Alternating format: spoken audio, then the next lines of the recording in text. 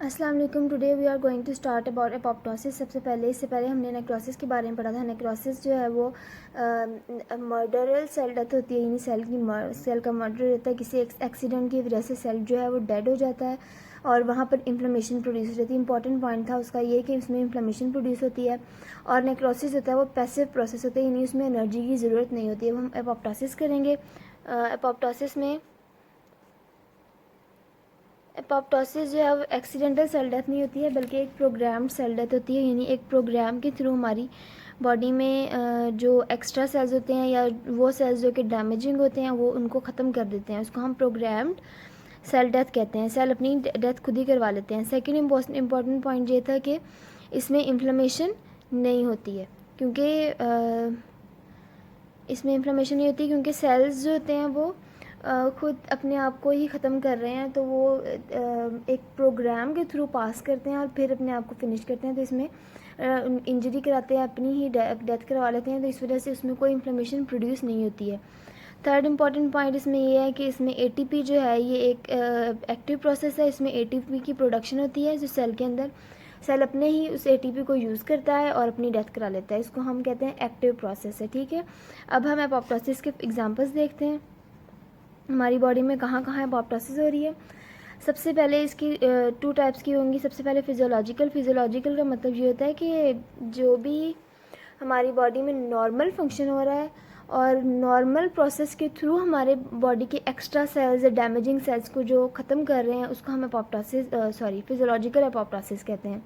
Normal process of the body में जहाँ पर एपोप्टोसिस होती है उसको हम कहते हैं, not due to some disease और ट्रॉमा या जो भी इस तरह। सबसे पहले हमारे पास एग्जांपल आ जाएगी एम्ब्रियोजेनेसिस यानी the development of the embryo और उससे फीटस। ठीक है, अब एम्ब्रियोजेनेसिस में जब फीटस की डेवलपमेंट होती है, फीटस की डेवलपमेंट में नंबर ऑफ सेल्स प्रोड्यूस होते हैं, large number of sales produce होते हैं, लेकिन वो सारे के सारे सेल्स होते हैं वो डेवलप्ड फीटस में प्रेजेंट नहीं होते हैं। उसमें बहुत सारे सेल्स होते हैं वो हमारे काम के नहीं होते हैं। तो एक शेप देने के लिए, फीटस को एक शेप देने के लिए जो एक्स्ट्रा सेल्स होते हैं उनको हमारा जो बॉडी है, जो हमारे फंक्शंस हैं वो उनको जाके कहते हैं कि तुम एक्स्ट्रा सेल लो, तुम अपने आप को खुद ही ख़त्म कर लो, और इससे वो फीटस को शेप दे देते हैं। इसको हम कहते हैं एम्ब्रियोजेनेसिस में फिजियोलॉजिकल एपोप्टोसिस। सेल जो होते हैं वो ख़त्म हो जाते हैं उसमें से। सेकंड हमारे पास इसकी एग्जांपल आती है hormone dependent tissue. Hormone dependent tissue हमारे पास सबसे इम्पॉर्टेंट एग्जांपल हमारे हार्मोन डिपेंडेंट टिश्यू की है एंडोमेट्रियम यानी यूट्रस की जो इनर लाइनिंग होती है, इनर वॉल होती है, इसको हम एंडोमेट्रियम कहते हैं। हार्मोन डिपेंडेंट मतलब ये किससे प्रोड्यूस होती है, कौन से हार्मोन्स के थ्रू प्रोड्यूस होती है, ये डिपेंड करती है एस्ट्रोजन पे और प्रोजेस्टेरॉन। एस्ट्रोजन जो है वो इसकी फॉर्मेशन कराएगा और प्रोजेस्टेरॉन जो है वो इसको मेंटेन करता है। अगर ये दोनों हार्मोन्स यहाँ से ख़त्म हो जाएं तो एंडोमेट्रियम की जो सेल्स हैं उनकी एपोप्टोसिस हो जाएगी, क्योंकि ये हार्मोन डिपेंडेंट है, इसकी एपोप्टोसिस हो जाएगी। ये हमारे पास two most important physiological apoptosis की एग्जांपल हैं। अब हम पैथोलॉजिकल एग्जांपल्स देखेंगे। हमारे पास पैथोलॉजिकल मतलब किसी भी डिज़ीज़ से रिलेटेड कोई भी डिज़ीज़, कोई भी एबनॉर्मल एपोप्टोसिस जो कि किसी डिज़ीज़ की वजह से हुई है या किसी एबनॉर्मल प्रोसेस की वजह से हुई है, उसको हम पैथोलॉजिकल एपोप्टोसिस कहते हैं। फॉर एग्ज़ाम्पल सबसे पहले हमारे पास आ जाती है कीमोथेरेपी या रेडियोथेरेपी। कैंसरस पेशेंट्स में जिन पेशेंट्स को कैंसर होता है उनके कैंसरस सेल्स को की डेथ करवाने के लिए हम कीमोथेरेपी या रेडियोथेरेपी देते हैं उनको। उसकी वजह से उनके जो कैंसरस सेल्स होते हैं वो डेड हो जाते हैं। और ऐसा होता है कि और जिनकी हमें ज़रूरत नहीं है, जो कि सेल्स बिल्कुल भी नॉर्मल नहीं है, अब नॉर्मल है, मतलब बिल्कुल हमें उनकी ज़रूरत नहीं है, वो हमारी बॉडी में उसके नेगेटिव इफेक्ट्स आ सकते हैं, इनको वो सेल अपनी डेथ करवा लेते हैं कीमोथेरेपी के थ्रू। इसको हम कहते हैं पैथोलॉजिकल एपोप्टोसिस। ठीक है, कीमोथेरेपी मोस्ट इम्पॉर्टेंट सबसे पहले एग्जांपल है इसकी।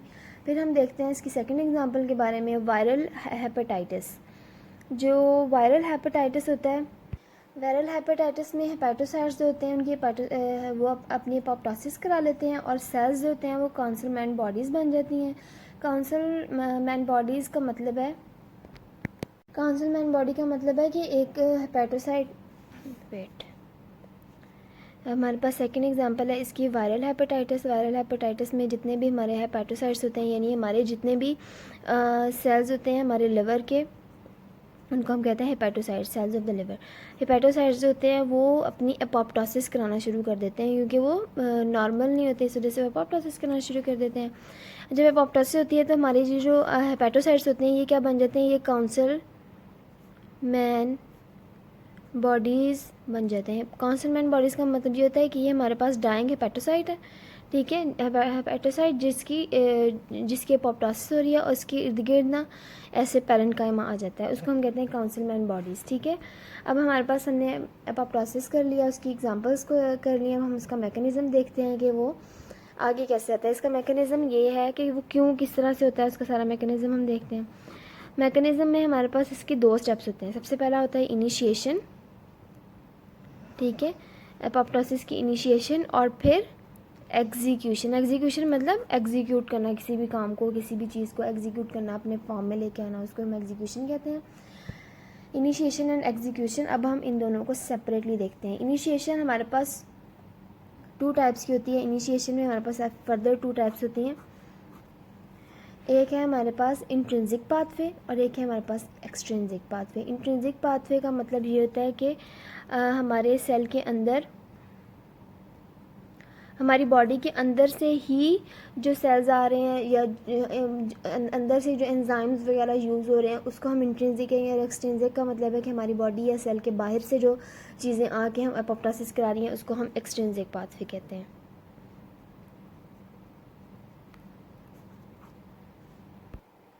Before going further on the intrinsic pathway with the intrinsic pathway and extrinsic pathway, हम सबसे पहले देखते हैं कि हमारे पास जो एपोप्टोसिस में हमारे पास एक स्पेशल एंजाइम यूज़ होता है, उसको हम कहते हैं कैस्पेज एंजाइम।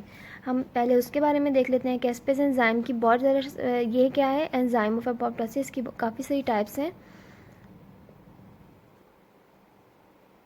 इसकी काफ़ी सारी टाइप्स हैं। फॉर एग्ज़ाम्पल टाइप 1, 2, 3, 4, 5, 6, 7, 8, 9, इसकी काफ़ी सारी टाइप्स हैं, लेकिन इसमें से हमारे लिए जो इम्पोर्टेंट टाइप्स हैं वो 3 हैं।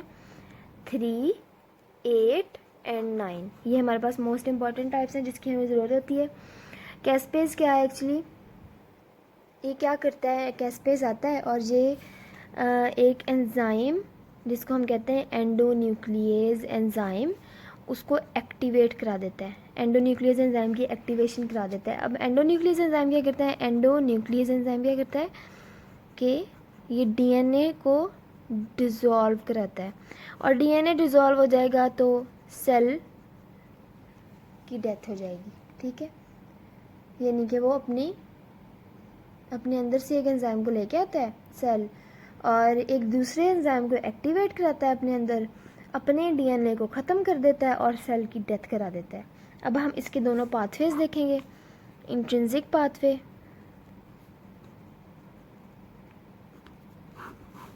और एक्सट्रिंसिक पाथवे। सबसे पहले हम देखते हैं इंट्रिंसिक पाथवे। इंट्रिंसिक पाथवे में क्या होता है कि इंट्रिंसिक पाथवे में हमारे सेल का जो माइटोकॉन्ड्रिया है ना, वो हमारे सेल की हेल्प करता है अपनी एपोप्टोसिस कराने में, ठीक है। हेल्प इन एपोप्टोसिस, माइटोकॉन्ड्रिया अपने ही सेल की एपोप्टोसिस कराने के लिए सेल अपने माइटोकॉन्ड्रिया को यूज़ करता है और अपनी एपोप्टोसिस करा लेता है। ये कैसे होता है, हमारे पास एक सेल है, for example this is our cell, ये हमारे पास सेल है, ये इसके अंदर पड़ी हुई है माइटोकॉन्ड्रिया, ठीक है।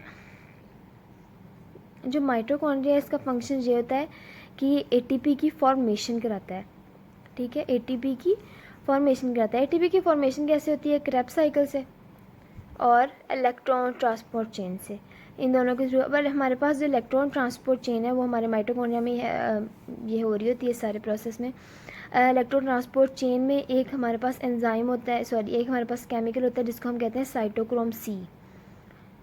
ये बहुत इंपॉर्टेंट इसका केमिकल है साइटोक्रोम सी। साइटोक्रोम सी करता क्या है, इसका फंक्शन क्या है कि ये ग्लूकोज को ब्रेक करने में हेल्प करता है और ग्लूकोज को ब्रेक करके एटीपी की फॉर्मेशन में हेल्प करता है। अब साइटोक्रोम सी जो है वो यहाँ माइटोकॉन्ड्रिया के अंदर पड़ा हुआ है।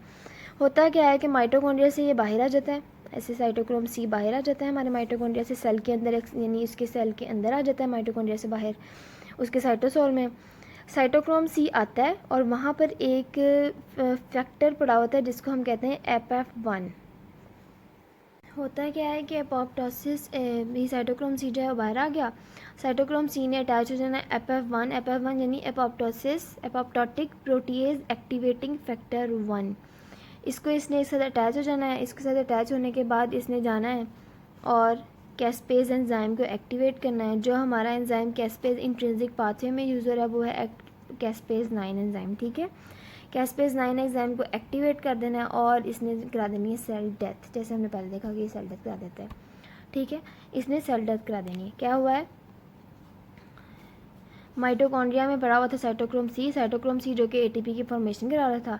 साइटोक्रोम सी जो है वो बाहर लीक आउट हो गया, इसमें से लीक आउट और साइटोसोल में हमारे पास पड़ा था FF1 के साथ अटैच हुआ और इसने जाके कैस्पेज 9 को एक्टिवेट कराया और सेल की डेथ करा दी। अब हमारे पास ये हम देखते हैं FF1 और ये सारा फंक्शन। जब हमारा जो नॉर्मल माइटोकॉन्ड्रिया होता है ना, हमारा नॉर्मल माइटोकॉन्ड्रिया है, उसके अंदर माइटोकॉन्ड्रिया है हमारे पास ये, इसके अंदर पड़े हुए हैं साइटोक्रोम सी। इसके अंदर साइटोक्रोम सी बाहर कैसे आया। अब नॉर्मल जो माइटोकॉन्ड्रिया होता है उसके अंदर क्या होता है, हमारे ये हॉज यानी इधर जो सुराख होते हैं माइटोकॉन्ड्रिया की वॉल में, इन हॉजेस के ऊपर एक केमिकल पड़ा हुआ होता है जिसको हम कहते हैं BCl2। ये BCl2 इसको क्लोज कर देता है इन हॉजेस को। ठीक है, इसको बंद रखता है। इसको हम कहते हैं इस तरह से इस BCl2 को हम कहते हैं कि एंटी एपोप्टोटिक है। ठीक है, यानी एपोप्टोसिस को स्टॉप करता है या उसको होने नहीं देता, यानी स्टॉप करता है उसको एपोप्टोसिस को। इसलिए हम ये कहते हैं इसकी हॉजेस को ये बंद कर देता है और जिसकी वजह से साइटोक्रोम सी बाहर नहीं आ सकता। लेकिन जिन सेल्स में एपोप्टोसिस होनी होती है वहाँ पर क्या होता है कि हमारे पास फैक्टर होता है BAX या BAK।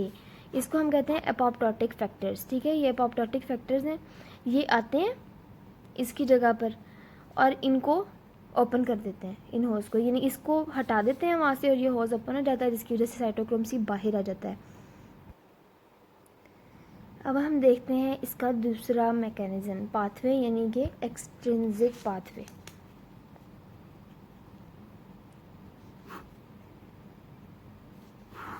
एक्सट्रिंसिक जो हमारे पास इंट्रिंसिक पाथवे में एंजाइम यूज़ हो रहा था वो था कैस्पेज 9 एंजाइम। अब जो हमारे पास एक्सट्रिंसिक पाथवे में यूज़ होना है वो है कैस्पेज 8 एंजाइम। ठीक है, इसमें क्या होता है, एक्सट्रिंसिक का मतलब है कि बाहर से आने वाली चीज़, यानी कोई भी चीज़ जो बाहर से आ रही है एक्सट्रिंसिक है हमारे सेल से, उसको हम एक्सट्रिंसिक कहते हैं। अब हमारा जो सेल है, जो हमारा नॉर्मल सेल होता है, ये हमारे पास एक सेल है। ठीक है, ये हमारे पास सेल है, इसके ऊपर ना यहाँ पर ये पड़े हुए हैं रिसेप्टर्स। इसको हम कहते हैं डेथ रिसेप्टर। डेथ रिसेप्टर यानी ये किसी भी ऐसे केमिकल को, किसी भी ऐसे लाइगेंड को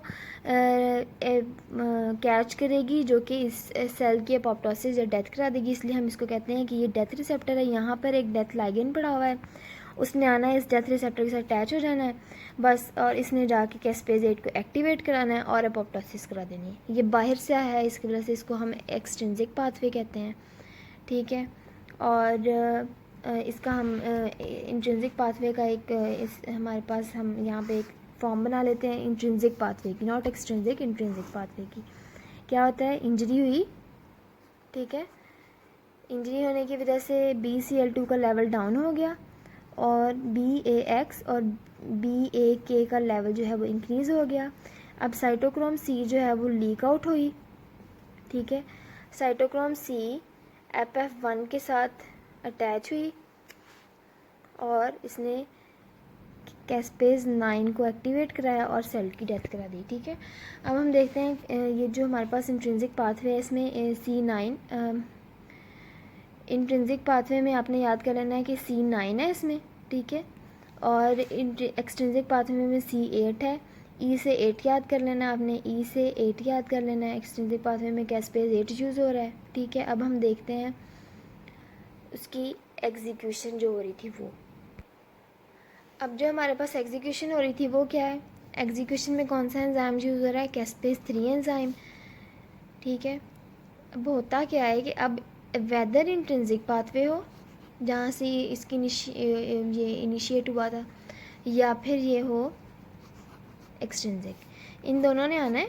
C9 और C8 ने एक्टिवेट होकर आना है, उन्होंने C3 पे C6 पे और C7 को एक्टिवेट करना है। उसने जाना है DNA की डैमेज को स्टार्ट कर देना है, यानी एंडोन्यूक्लियस ने आना है, एंडोन्यूक्लियस को एक्टिवेट कर देना है। इसने एंडोन्यूक्लियस को एक्टिवेट करके DNA को डैमेज करना शुरू कर देना है और सेल की हो जानी है डेथ। ये एग्जीक्यूशन है इसकी, बस ख़त्म। वेरी इजी, कोई मुश्किल नहीं है। अगर आपको कुछ मुश्किल लगे तो आप मुझसे पूछ लें। और फेसबुक पे मैंने अपने हैंड रिटन नोट्स लिखे हुए हैं जो कि मैंने अपनी आसानी के लिए लिखे हैं। मैं फेसबुक पोस्ट कर दूँगी। थैंक यू, अल्लाह हाफ़िज़।